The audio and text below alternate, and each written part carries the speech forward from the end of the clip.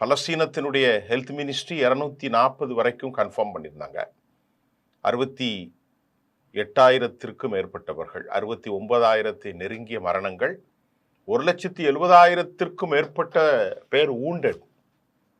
இதுதான் தற்போதைய காசாவின் நிலையில். போர் குறைந்திருக்கிறது, ஆனாலும் தினமும் அப்படி இப்படியாக தாக்குதலில் ஒரு 5 பேர் 10 பேரை வேண்டுமென்றே இன சுத்திகரிப்பின் தனது பாலிசியில இஸ்ரேல் அவர்களை அழித்து கொண்டிருக்கிறது. அதுல எந்த உண்மையும் இல்லை, சந்தேகமே இல்லை.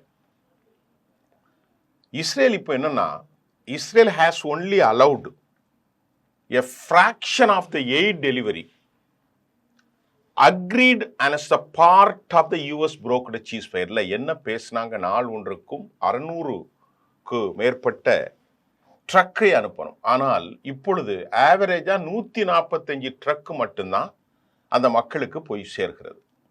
அவர்களின் பசிக்கு அது போதுமா என்ற கேள்வி இருக்கிறது. 600 ட்ரக்கு உணவுகள், மருந்துகள், அவர்களுக்கு தேவையான அடிப்படை பொருட்கள் தேவை இருக்கிற போது வெறும் 145 மட்டும் அவர்கள் அனுப்பியதால் அவர்களுக்கு போதுமா என்ற கேள்விக்கு பதில் இல்லை. ஆக 600க்கு மேற்பட்ட இது தேவை இருக்கிற போது ட்ரக்கு உதவி